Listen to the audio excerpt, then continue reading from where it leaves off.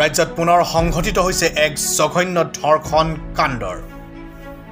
এই মুহূৰ্তত আমাৰ মাজত আহি পৰিছে এক বিগ ব্ৰেকিং নিউজ ওদালগুৰি জিলাৰ অন্তৰ্গত টংলাত সংঘটিত হৈছে এক জঘন্য কাণ্ডৰ আৰ্থিকভাৱে দৰিদ্ৰ পৰিয়ালৰ বাবে মিস্ত্ৰী এজনে খুজক ললে এগৰাকী কিশোৰী ছোৱালীৰ এই মুহূৰ্তত আমাৰ মাজত আহি পৰিছে এক বিগ ব্ৰেকিং নিউজ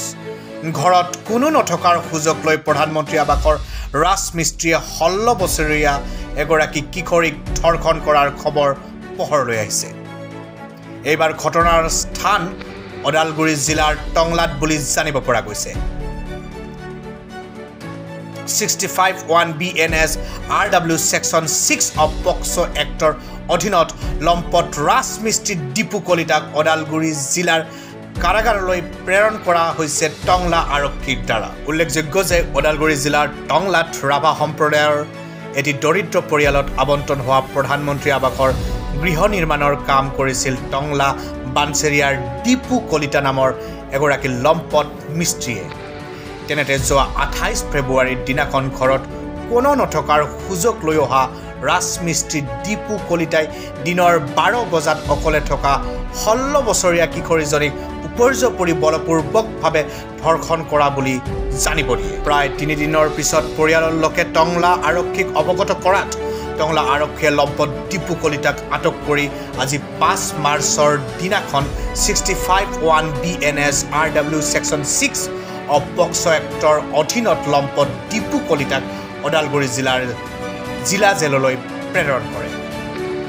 ঘটনাস্থলীত আজি টংলা আঞ্চলিক ৰাভা ছাত্ৰ সন্থা উপস্থিত হৈ লম্পট মিস্ত্ৰী দীপু কলিতাক কঠোৰতকৈ কঠোৰ শাস্তি দিয়াৰ বাবে দাবী জনায় যা কৈছে গৌতম সৈতাকক ক'লে যে মোক এনেকৈ কৰিছে যে ধৰ্ষণ কৰিছে মই এতিয়া উপায় পোৱা নাই মই বিষ খাব মন যায় আছে কিবা কিবি কৰিব মন গৈছে মই এতিয়া মই থাকি পাইছে জনাই বুলি তেওঁলোকে ঘৈণীয়েকক কৈছে ঘৈণীয়েকে আহি মোক গৌতমে ক'লে এইখিনি কথা মই জানো তাৰপিছতে 28 তাৰিখৰ ঘটনা এতিয়া কথাটো হ'ল মই শাস্তি পাব লাগে ন্যায় পাব লাগে মই সেইটো বিচাৰিছো দীপু কলিতা তেওঁ থানাই সুধিছিল 24 বছৰ হৈছে বুলি কৈছে মানে পাখৰা চিকৰা মিস্ত্ৰী কৰে জানা নাজানা অলপ চলপ গাঁঠ পাব পাৰে ইটা কাটি কৰিব পাৰে মিস্ত্ৰী কৰিছে এনেকৈ ঘৰ মানে নাথাকে মাহী মাকটো থাকে মাহী মাকৰ মানে এফালে এফালে বা ক'ত থাকে ক'ত গৈছে এইটো মই নাজানো মইতো কামত থাকো বাকীখিনি মই যে সেইটো ঘটনাটো শুনা পোৱাৰ পিছতে বাকীখিনি মই মানে মানুহ মাতিছো এইখিনি ঘটনা মই জানো ভালদৰে এয়াই আৰু